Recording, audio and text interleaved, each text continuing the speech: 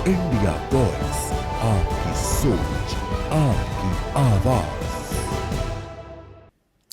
नमस्कार, आप देख रहे हैं इंडिया वॉइस और मैं हूं आपके साथ पुष्पेंद्र चौधरी। बुलेटिन की शुरुआत करेंगे। आज दिल्ली विधानसभा के सत्र में जोरदार हंगामा देखने को मिला जब आम आदमी पार्टी के विधायकों ने प्रदूषण और अन्य मुद्दों पर नारेबाजी की और सदन की कार्यवाही में व्यवधान डाला। सदन की कार्यवाही को बनाए रखने में असमर्थता के कारण विधानसभा अध्यक्ष ने आपके दो विधायकों कुलदीप कुमार और जर्नैल सिंह को मार्शल आउट कर सदन से बाहर निकाल दिया।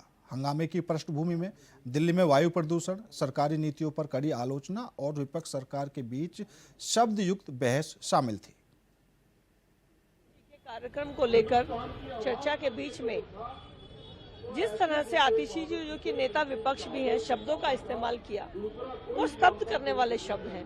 गुरु तेग बहादुर जी जो हिंद की चादर कहलाते हैं, जिन्होंने अपने धर्म, अपने समाज और अपने सब लोगों की रक्षा के लिए खुद को बलिदान किया, ऐसे गुरु के बारे में ऐसे शब्दों का प्रयोग करना आतिशी जी के लिए मुझे लगता है कि उनके ऊपर बहुत बड़ा सवाल उनकी मानसिकता के ऊपर है और आतिशी जी को इसके ऊपर माफी मांगनी चाहिए, इस्तीफा देना चाहिए।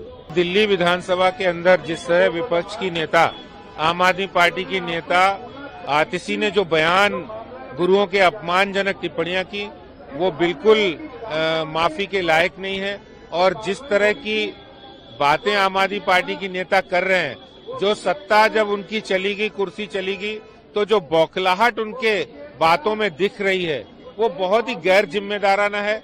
जब पूरा देश गुरुओं को सम्मान कर रहा है, गुरुओं को नमन कर रहा है और हमारी संस्कृति, जिन गुरुओं ने शहादत दी है अपनी कौम के लिए, संस्कृति के लिए, भारत की रक्षा के लिए, ऐसे गुरुओं के लिए अपमानजनक टिप्पणी करना बेहद ही खराब है और इनकी मैं निंदा करता हूं। उनको सजा मिलनी चाहिए और जब उन्होंने कोई बात कही है उसका जवाब देने के लिए विधानसभा में आज उन्हें उपस्थित होना था, कल उपस्थित होना था, वो यहाँ उपस्थित नहीं रहकर दिल्ली की समस्याओं का पर बात नहीं करके वो गोवा चली जाती हैं। ये उनकी गैर जिम्मेदाराना जो बातें हैं, जो काम है, वो पूरी दिल्ली की जनता देख रही है।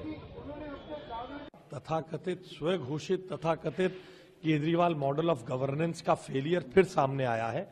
आम आदमी पार्टी जिस प्रकार से चर्चाओं से भाग रही है, आम आदमी पार्टी ने जिस प्रकार से प्रदूषण पर चर्चा से फिर भागने की कोशिश की है, वो आम आदमी पार्टी के गवर्नेंस का दिवालियापन दिखाता है।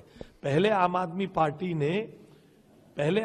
पार्टी ने गुरुओं के सम्मान पर चर्चा के समय पर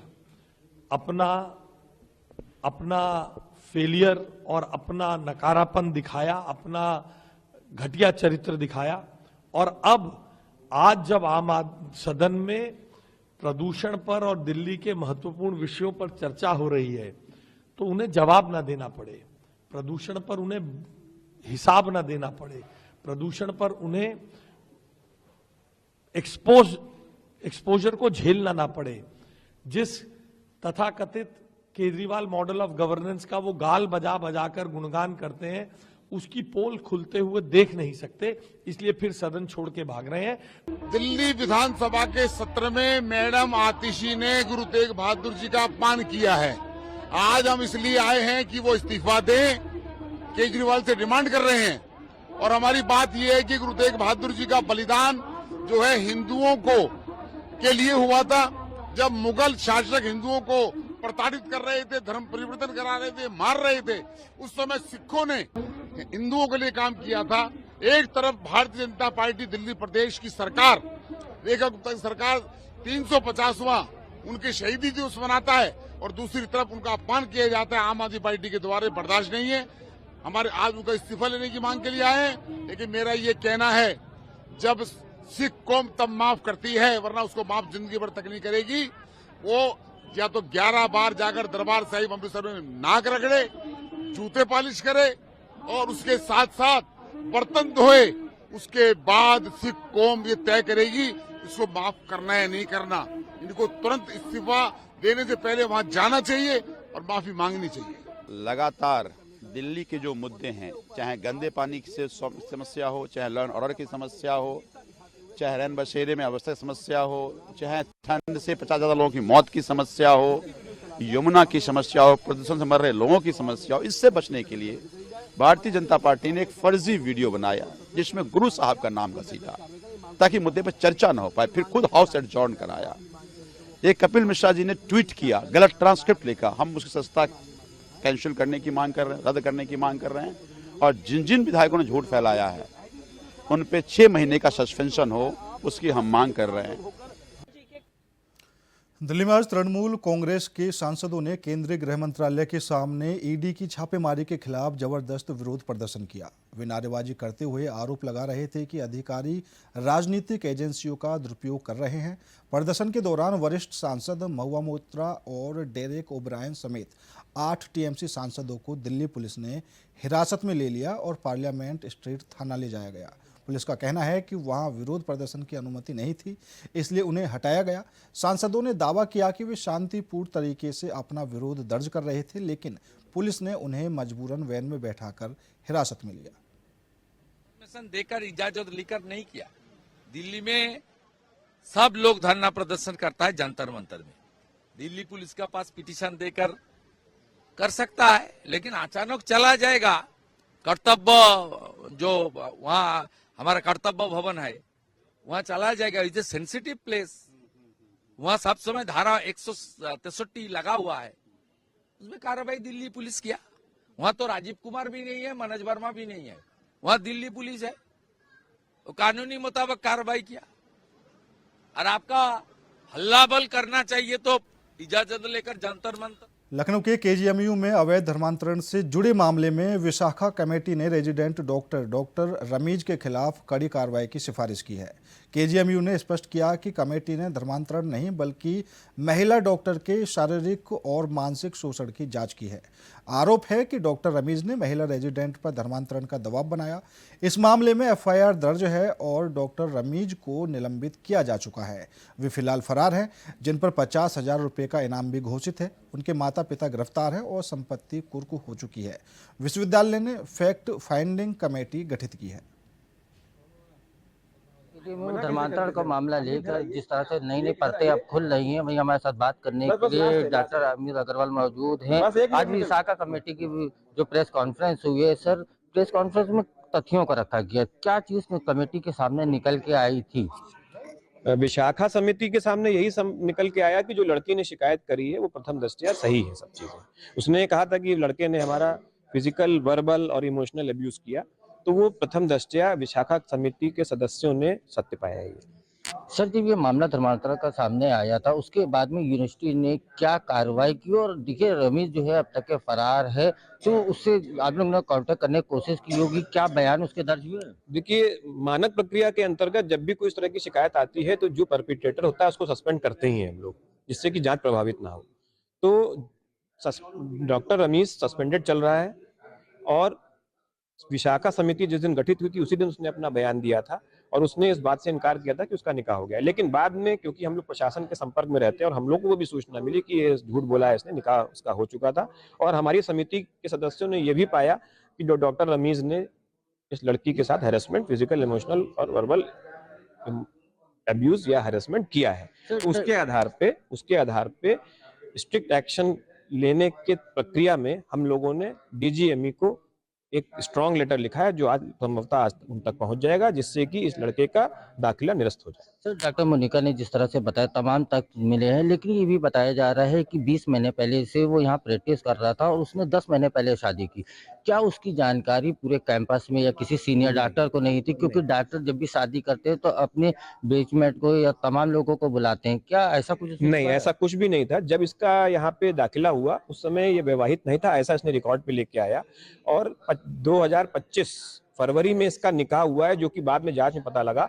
लेकिन विश्वविद्यालय के किसी भी व्यक्ति को, नॉन व्यक्ति को, जो हम लोग जानते हैं, जो समिति के पक्ष में, किसी को भी नहीं ये ज्ञात था कि उसका निकाह हो चुका है। सर एक आखिरी भागा हुआ है, उसको इंटर्नशिप में है वो, क्योंकि भागा हुआ है इसलिए उन्होंने तत्काल प्रभाव से उसकी इंटर्नशिप तो रोक ही दी है कि जब तक कुछ निर्णय आएगा तब देखा जाएगा। सर एक आखिरी सवाल, सर ये बताया जा रहा है कि जिस तरह से दोनों में कह लीजिए कि दोनों में लव था या फ्रेंडशिप थी, कैसा मामला था, या मामला बन नहीं पाया, उसके बाद में उस पीड़िता ने ये आरोप लगाया?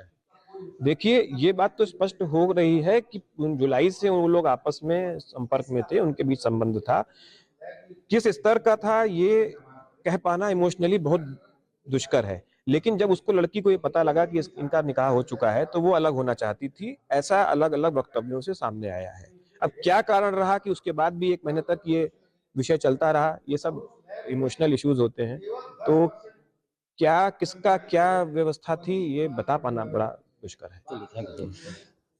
जिस तरह से हमारे साथ विशाखा कमेटी ने पूरी प्रेस कॉन्फ्रेंस की, तमाम तथ्यों को सामने रखा, लेकिन सबसे बड़ी बात ये है कि दोषी पाया गया, लेकिन केजीएम में जिस तरह से इस तरह से मामले लगातार सामने आ रहे हैं, उसके बाद में एक्शन तो लिया गया, लेकिन एचओडी से 2 दिन पहले पीड़िता ने जिस तरह से शिकायत की थी, लेकिन एचओडी ने क्या एक्शन लिया, ये बड़ी बात है। सारे विषयों पे अभी जांच होना बाकी है, विशाखा कमेटी की फाइनल रिपोर्ट आनी बाकी है। कैमरामैन हर्षित के साथ मैं राशिद तारिफ, इंडिया वॉइस, लखनऊ। को बहुत जोर शोर से उठाया था, सारे नेशनल चैनल्स में जितने भी यहाँ पे हैं, आज तक ने, रिपब्लिक भारत ने, एनडीटीवी ने, सब लोगों ने बहुत जोर शोर से उठाया और उस पे बहुत सारी कार्रवाइयां हो रही थी। तो आज हम लोगों ने सोचा कि सारी चीजों से, क्योंकि अब कार्रवाइयां अपने तार्किक उस पे पहुंची हैं, तो आप लोगों को अवगत करा दिया जाए। पहले मैं आपको बता दूं यहाँ कौन कौन है।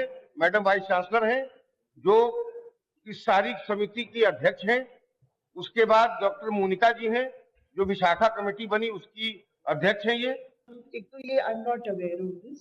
दूसरा, हमारे पास महिला आयोग से कोई भी चिट्ठी नहीं है, कोई कम्युनिकेशन नहीं आया। हमारे पास लड़की का जो कंप्लेंट था वो 22 की सुबह आया है और 22 को ही विशाखा कमेटी को रेफर हो गया और 22 को ही 2 बजे पहली मीटिंग हुई है विशाखा कमेटी। उनके फादर हमारे आए थे अपनी स्टेटमेंट देने, उनसे बार बार पूछा गया कि रमीज मैरिड है कि नहीं, उन्होंने बिल्कुल डिनाई करा। उन्होंने रिटन स्टेटमेंट भी यही दिया है कि वो मैरिड नहीं है, जो अच्छा, कुछ और ऐसे मामले रमीज से जुड़े हुए कि किसी और लड़की ने कोई शिकायत की हो, ऐसी कुछ जानकारी? नाम कई आए सामने, हमने कईयों से इंटरव्यू भी लिए, मगर कोई हमारी यूनिवर्सिटी में ऐसा कुछ नहीं मिला है। पहले के उसके हैं episodes, but we have not found anybody in the university other than the victim. Vishakha committee ने रमीज से भी कांटेक्ट करने की कोशिश की? एक बार आया, first day he came, he gave his statement, मगर उसके बाद से वो फरार है। बात तो साउंड हो गया था जैसे बताया। ठीक है, फिलहाल रुकेंगे छोटे से ब्रेक के लिए। ब्रेक के बाद खबरों का सिलसिला लगातार जारी है। ब्रेक के बाद एक बार फिर आप सभी का स्वागत है। सीधे आपको लेकर चलते हैं फरीदाबाद, जहां पर हरियाणा के मुख्यमंत्री नायब सिंह सैनी क्या कुछ कह रहे हैं, एक बार वो आपको सुनाते हैं। आज हमें बजट 2026-27 के लिए प्राप्त हो रहे।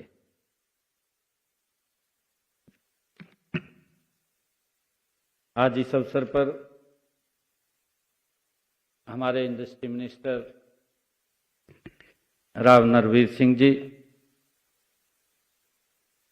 हरियाणा सरकार में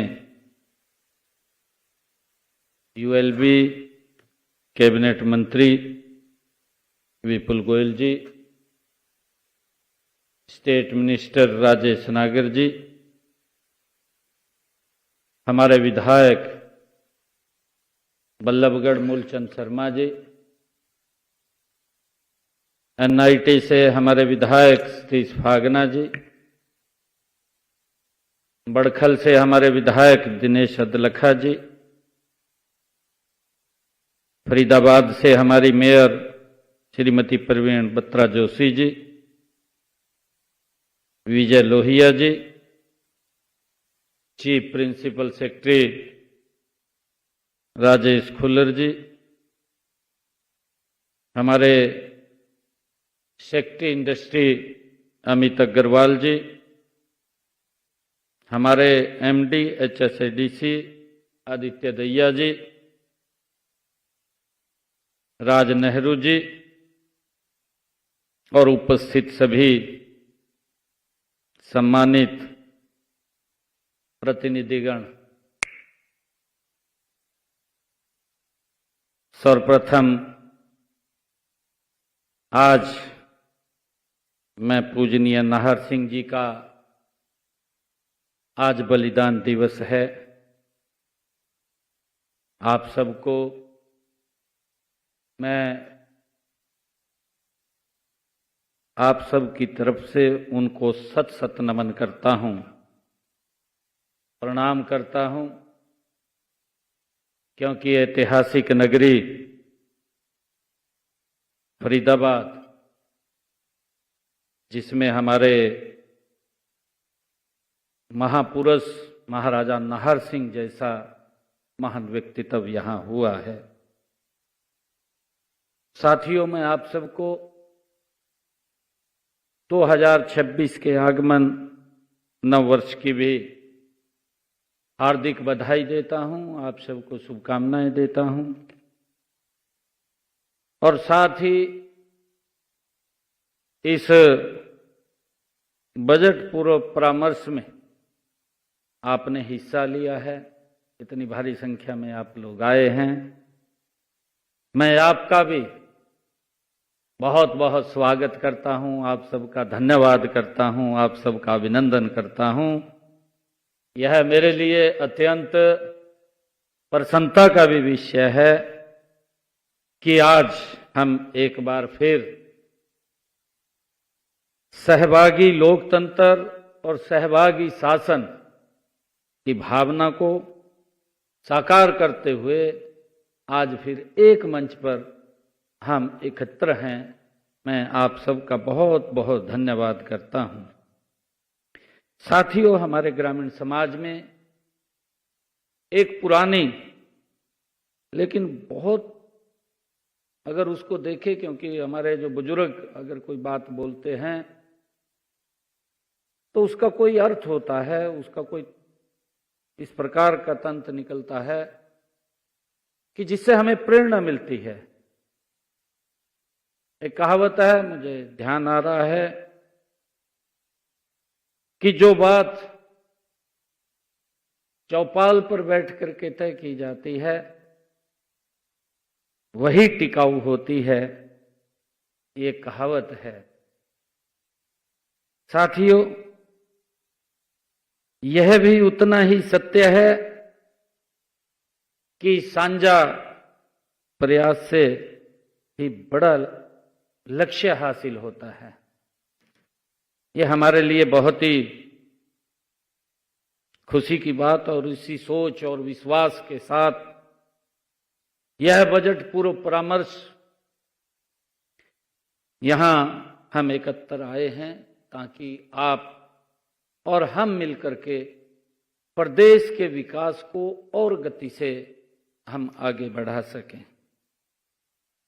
साथियों, मैं बताना चाहूंगा कि अभी जब 2 रोज पहले हम गुरुग्राम के अंदर बैठे थे,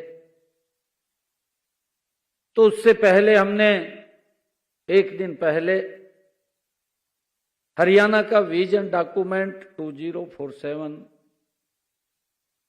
24 दिसंबर को आदरणीय अमित शाह जी के कर कमलों से हमने पंचकुला में उसको जारी किया। गुरुग्राम में उसके ऊपर बैठ करके चर्चा की। हमारा 2047 को कैसा हरियाणा होगा, हमने उस विजन डॉक्यूमेंट के अंदर 6 पिलर्स खड़े किए हैं। हर पिलर के आगे और 6 पिलर्स हैं। फिलहाल मेरे साथ इस बुलेटिन में इतना ही। बाकी देश और दुनिया की तमाम खबरों के लिए देखते रहिए इंडिया वॉइस।